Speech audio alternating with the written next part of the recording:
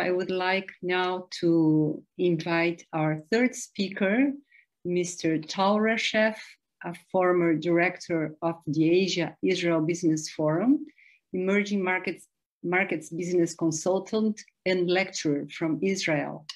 Mr. Reshef is an expert in conducting business in the emerging markets of Asia, Africa, and Latin America.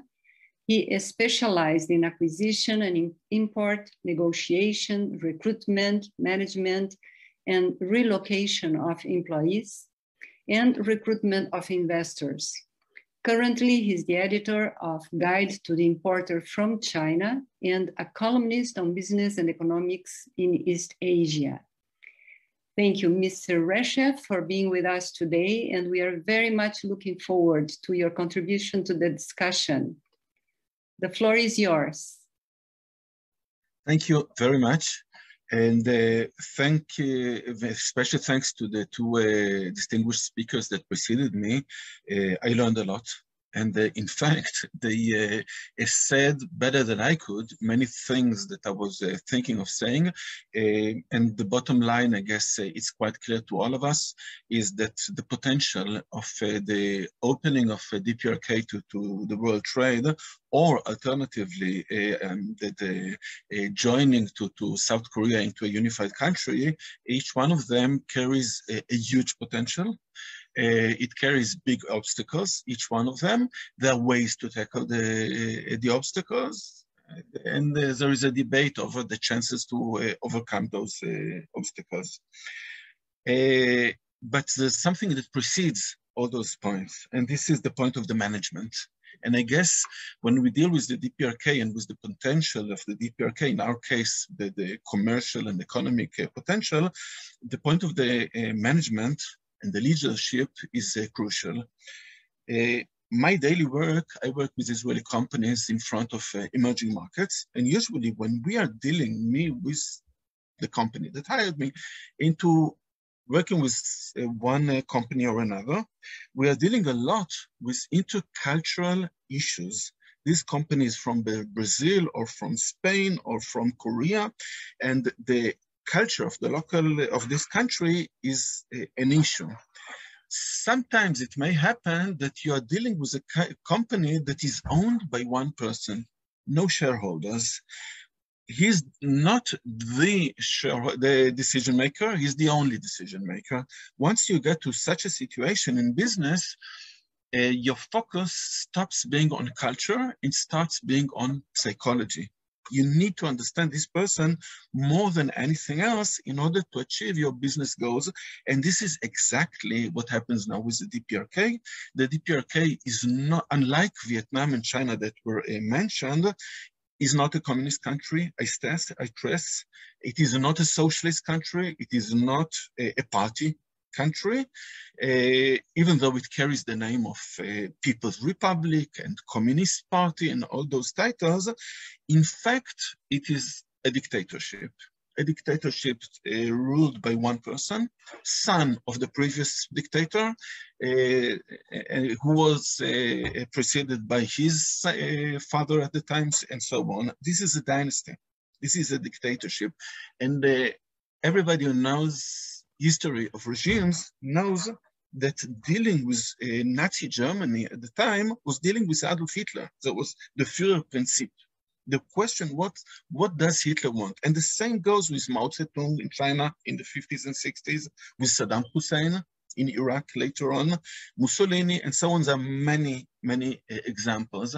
And when one person carries the only decision-making of a country, the question is no longer what is the will of the country, what is the will of the nation. There is another question, what is the will of the person?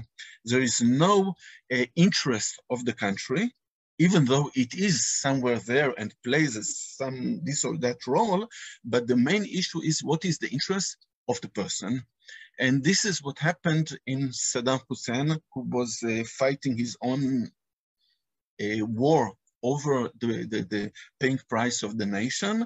The same goes with Kim Jong-un. He's got his interest. We have to understand his interest. If we can give him an answer to his wishes, if we can give him an answer to his fears, fear is the strongest motivation of any person, then all this potential can come true, can come out to the light. And his fear, his wishes, his interest focuses mainly, before getting to the economical point, on survival. He's afraid. Kim Jong-un is an afraid person. He's a fearful person. He's afraid of one thing, the rope. The rope. Because the rope is quite often the destiny of the dictator. And he knows that no matter what pact, no matter what agreement he signs with the Americans, with the Japanese, with the Koreans, or with the Russians, whenever he loses the regime, whenever DPRK is emerged into South Korea, or open to ideas from the West because of openness of commerce and information and internet and so on, his days are counted. And once he's out of the power, on a given moment, the trial will take place. And after the trial comes the road, because his crimes are incredible, A nation of tens of millions of people suffering from starvation because of him and his luxurious style of life. So whenever we are talking about openness of DPRK to the world, this way or another, we need to find a way to assure him that even after he loses control over the power, and he will, if any of those modifications will take place, he will stay alive. Now I come with my estimation, my personal estimation. There's nothing we can guarantee. There's no way we can guarantee him that the agreement will be stronger than the law against crimes or against humanity once he's out of power. So I'm afraid I'm the pessimistic person. Well, I'm not the only pessimistic, as you could see, but I'm afraid I'm very pessimistic. As long as there is no internal coup d'etat inside of DPRK, as long as Mr.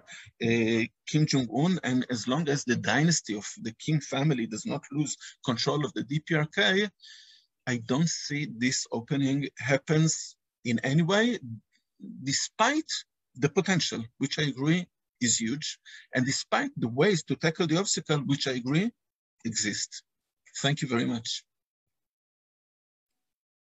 Thank you, Mr. Reshef, for being with us and clarifying indeed many aspects of Kim Jong-un's psychological profile, and of course the consequences that it has for him and for the nation that he is leading.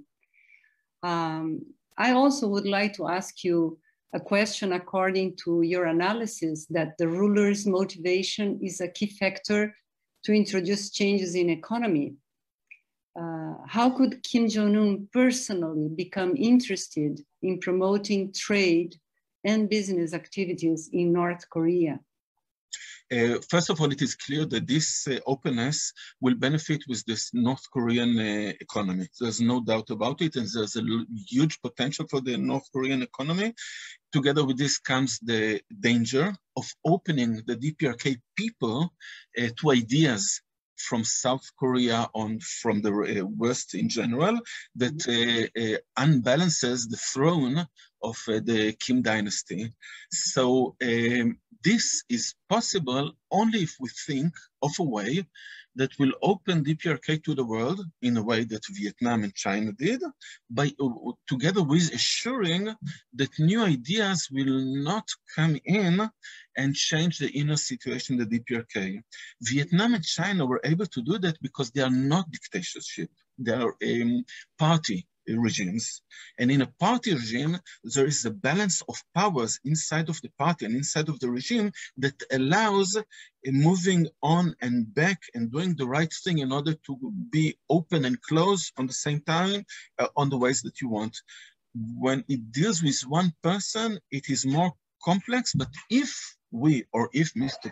Kim finds a solution to this opening without endangering him, yes, this is the solution. Yeah, thank you. Thank you very much. Thank you. Most welcome.